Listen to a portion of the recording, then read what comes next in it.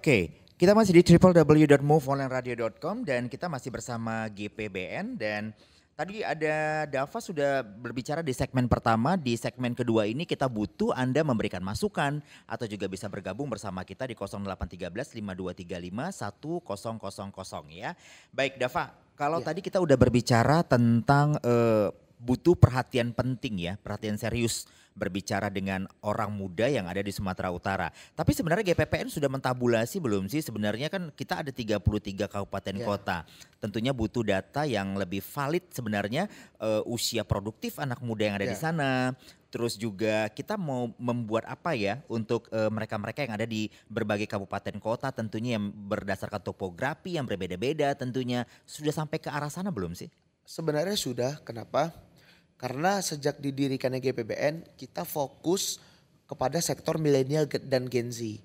Nah, milenial, Gen Z, anak-anak muda yang ada di Sumatera Utara itu, menurut tingkat populasinya itu sekitar 50% lebih Luar tingkat. biasa tinggi ya? Ya benar, tingkat populasi milenial, Gen Z, pokoknya anak-anak usia muda ya. Heeh. Nah, jadi itulah Cikabaka juga didirikan GPBN karena kita mau wadahnya milenial dan Gen Z itu kita bisa kelola.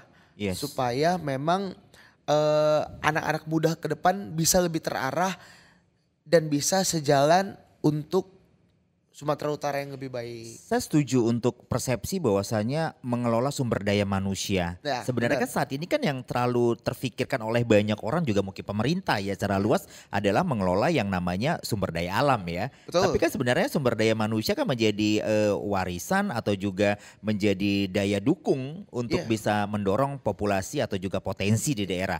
Nah, kita nggak usah terlalu banyak mungkin. Kalau berbicara Sumatera Utara ini kan tinggi heritage Ya. juga, culture juga Benar. tentunya. Yang ternyata ini bisa menjadi nilai jual yang cukup menarik sebenarnya Dava ya. Tapi memang setuju ketika sumber daya manusianya itu tidak bisa mengedepankan atau terpilih mereka untuk bisa membangun daerahnya sendiri. Nah pertanyaannya kan populasi ini semakin tinggi untuk generasi milenial dan juga Gen Z. Sosial media semakin marak. Sekarang orang bicaranya sudah secara sosial media aja seperti itu. Nah, potensi ini disalurkan juga nggak sih dari mereka yang ada di daerah-daerah saat ini?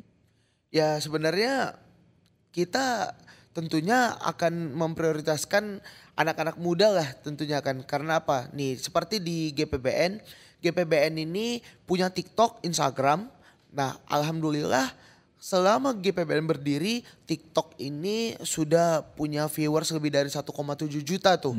Nah waktu kampanye Bang Bobi dan Papa Surya itu TikTok kita menembus angka 1,7 juta viewers di 3 postingan pertama postingan akhir.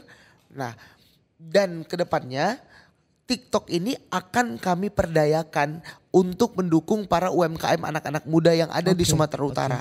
Di daerah-daerah ini, nah UMKM, olahraga-olahraga seperti skateboard, Yeah. abis itu ada Mobile Legend kayak e-sport, karena aku juga bagian dari e-sport kan, E-sport itu sendiri. IESPA. Nah kita juga akan mencoba untuk mendorong, kenapa? Karena SDM-nya yang ada di Sumatera Utara ini sangat besar.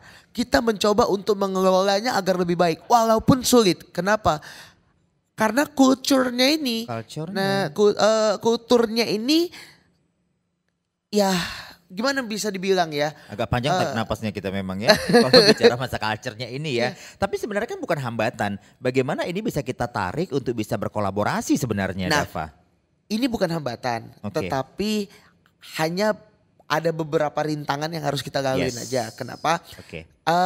Di GPBN sendiri juga walaupun semuanya anak muda, tapi dengan ego yang bermasing-masing, dengan cara berpikir yang berbeda. Butuh penyatuan persepsi ya. Nah, ini kita sudah berusaha, walaupun sulit memang gitu. Kenapa dibilang sulit? Karena yang memang kita rangkul adalah anak-anak muda yang memang masih labil. Nah, jadi karena kita memang udah niat untuk menyatukan seluruh anak muda, ya kita berusaha dengan berbagai resiko kita hadapin. Oke, kita angkat dulu penelpon yang masuk. Halo, selamat pagi. Halo, selamat pagi. Ya, Waduh, halo Bang pagi, Jaki. bisa lebih Salah. kuat suaranya? Halo Bang Jaki, selamat pagi. Halo, selamat pagi dengan siapa? Saya Putra di Halat. Selamat pagi Bang Putra di Halat. Apa yang mau ditanyakan?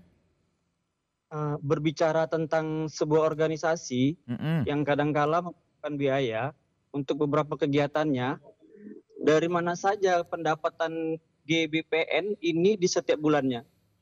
Oh Terus gitu ya. apakah ada aturan keanggotaannya atau Mhm. dari pendapatan lain? Terima kasih. Makasih, ini agak kritis nih Dava, kayaknya langsung nanya pendapatan aja ya kan. Nggak apa-apa. Tapi tetap harus diakomodir dong. Iya Ini yang dong. nanya anak muda loh dari Halat loh ya, silakan. Nah, jadi Heeh. selama kami ngebangun GPBN, Ya, kami ini membangun GPBN dengan dana keroyokan namanya. tuh Kami dengar sebut, ya. kami Untuk Putra sebut, di Halat ya, ini keroyokan loh. kami sebut Gotong dananya royong lah keroyokan. istilahnya Ya, lah ya, dananya tap- gotong royong lah. Tapi dimanapun kami buat kegiatan, dimanapun kami saya pidato, saya bilang ini keroyokan. Kenapa?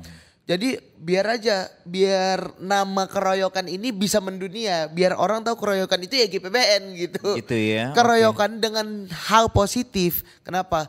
Kami selalu membuat kegiatan, even kegiatan sosial, kegiatan deklarasi, kegiatan apapun lah yang selama GPBN buat itu kami menggunakan dana keroyokan. Oke. Kenapa?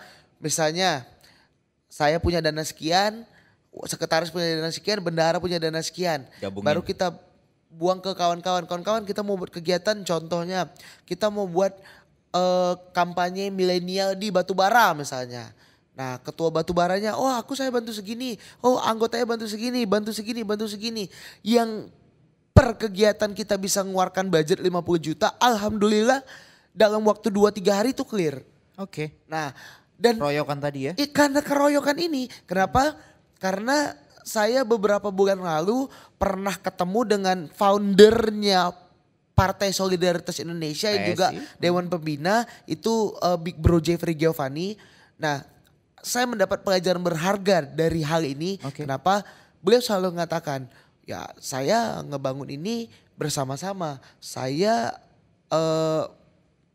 punya bantuan dari kawan-kawan semua. Karena kawan-kawan semua inilah maka PSI bisa terbentuk dan bisa besar. Oke. Nah, Beliau jadi bercerita tentang historicalnya, journey-nya seperti itu. waktu pertama kali mendirikan Mendirikan PSI PSI. 2014 sampai hari ini gitu. Jadi Oke. setelah saya melihat, setelah saya membaca bahwasannya hal yang beliau sampaikan inilah menjadi ladang yang sangat positif. Nah, hanya bahasa menjadi sebuah kekuatan dari GPBN. Sebenarnya mungkin ada note juga untuk Putra di Halat ya. Kalau berbicara masalah organisasi kan Sumatera Utara itu sudah tidak asing lagi dengan berbicara masalah organisasi ya Benar, Dava benar. ya. Cukup banyak kan organisasi pemuda, 1001 ketua. 1001 ketua kan benar. Artinya tapi begini, saya setuju dengan adanya GPPN ini karena benar-benar merangkul anak muda. Benar. Dava juga tentunya masih muda, tentunya memang bakal memiliki follower yang juga lebih muda begitu ya. Masih 25 tahun. 25 tahun. Kalau kita lihat sebenarnya ini kan tadi sebelum break kita sempat berbicara bahwasanya ada culture yang memang sedikit sulit dan ini menjadi hambatan. Dava boleh cerita nggak sih sebenarnya culture ini sebenarnya bisa diubah untuk bisa menjadi satu persepsi walaupun dengan effortnya mungkin sedikit lebih effort begitu atau seperti apa? Nah jadi gini, kalau kultur yang saya rasa itu masih bukan gak bisa tetapi hanya memang agak sulit itu karena kita harus turun di daerah-daerah yang memang udah keterbiasaannya, cara pandangnya, sudut pandangnya ini. Ini yang menjadi kesulitan GPBN untuk berkembang. Kenapa? GPBN selama mendukung pemerintahan, selama mendukung Bang Bobi dan Papa Surya, kami tidak pernah sekalipun menggunakan money politik. Oke. Kami menggunakan para pendukung-pendukung milenial Gen Z yang memang cinta akan pemuda, yang memang ingin suatu perubahan dan produktivitas daripada demografi. Tapi saya setuju, karena sebenarnya kalau kita berbicara Kota Medan saat ini ya, Benar. ya masih Pak Bobi juga ya, terlepas dari apapun kontroversi yang terjadi sebenarnya, tapi Medan sedikit lebih berbeda dibandingkan beberapa tahun lalu. Setuju nggak sih untuk Setuju itu? dong. Karena kalau berbicara, saya melihatnya dari sisi media sebenarnya. Karena kalau berbicara masalah banjir, sejak kapan sih wali kota bisa menyelesaikan banjir? Ya Dan wali sebenarnya kotanya siapa juga yang bisa menyelesaikan banjir? sebenarnya bukan sejak kapan wali kota bisa menyelesaikan banjir, tapi kapan wali kota tergerak untuk bisa mengurangi banjir. itu dia. Dan hari ini sudah terbukti Bang Terurai Bobi ya. menjadi wali kota Medan sudah membuat beberapa kolam retensi di Martubung dan sebagainya. Itu kan upaya-upaya sebenarnya. Itu upaya. Solusi. Benar-benar. Kenapa? Bagi kami para di GPBN dan anak-anak muda yang ada di Kota Medan, tentunya kami sudah melihat kinerja yang sudah dibuat Bang Bobi Afif Nasution dengan membuat kolam retensi, udah mengurangi sampah. Coba hari ini Bang Zaki keluar lihat cuaca kita cerah, bersih.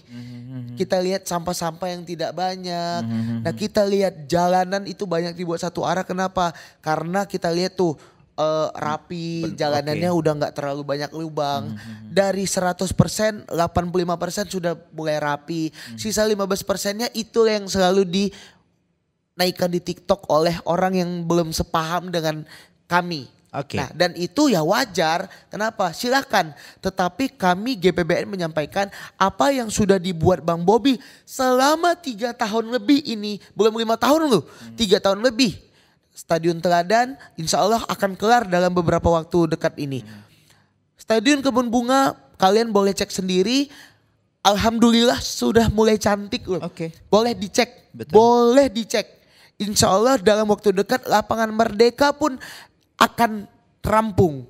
Nah, ini menjadi upaya pemerintah Kota Medan untuk bisa menyenangkan masyarakat Kota Medan. Ingat nggak waktu Bang Bobi terpilih terus Bang Bobi langsung buat jalan di sini yang mengakibatkan macet. Betul. Benar ya? Betul. Dan Nah, itu menjadi viral ya. dan itu menjadi viral. Dan menjadi kontroversi karena dinilai gimana sih kinerjanya kok semua jadi macet, awalnya begitu. Bener kan? Benar. Nah, alhamdulillah masih 3 tahun lebih sudah rampung, jalanan semuanya clear, bersih. iya. Dan jalanan itu tidak ada yang ibaratnya kayak kesawan tuh udah cantik banget. Nah, Jadi sebenarnya orang perlu ditunjukkan seperti itu ya, sehingga langsung bisa knowing ya, oh iya ternyata berkinerja seperti itu kan, benar gak sih? itu yang namanya kultur yang masih harus kita rubah. Kenapa? Karena kita selalu melihat bahwasannya orang Medan ini bercakap dulu sebelum terbukti gitu. Bercakap dulu. Nah, ini yang memang harus Bahasanya kita bercakap dulu ya. rapikan. Betul, Nah, betul. sekarang mana nih yang selalu dibahas sama kawan-kawan semuanya tentang wah jalanan ini nggak selesai. Nah, ini Stadion Kebun Bunga, Stadion Teladan dan juga Lapangan Merdeka. Alhamdulillah bentar lagi rampung. Mana yang selama ini permasalahkan? Sampai lagi debat aja itu aja yang permasalahkan. Kenapa? Dia harusnya melihat dari sudut pandang yang sangat luas. Bahwasannya Medan hari ini jauh lebih baik daripada wali kota sebelumnya. Oke. Ya, apapun ceritanya kita harus bilang pembangunan Medan saat ini tumbuh cukup baik, Benar. berkembang cukup pesat sebenarnya. Signifikan. Baik, nah kita coba bergeser lagi melihat sebenarnya masih ada pemuda yang belum tergerak atau berpikir secara lebih maju seperti itu. Apalagi di daerah-daerah sebenarnya Dava, ini kan menjadi PR berat juga sebenarnya untuk GPPN sendiri. Nah, GPPN buka apa ya, cabang atau apa sih namanya biasanya? Buka ya DPC Dewan Pimpinan DPC seperti itu enggak sih di kabupaten? Ya harus. Dan biasanya tokoh yang dipilih tokohnya cukup berpengaruh enggak orang mudanya? Enggak. Oh enggak? Enggak. Kenapa gitu? Karena biar GPBN yang akan buat dia jadi orang yang berpengaruh di daerahnya. Oh begitu. Nah, kenapa? Kalau kita ngangkat anak-anak muda yang sudah berpengaruh di daerah, ini hanya mengundang segelintir orang. Tetapi ketika kita membuat setiap orang di daerah untuk maju, ketika ketua di daerah itu menjadi orang karena GPBN, maka kekuatan GPBN di daerah jauh akan lebih besar. Artinya nobody menjadi somebody. Ya. Begitu ya. Right. Kita break dulu, nanti di segmen ketiga kita balik lagi di www.moveonlineradio.com.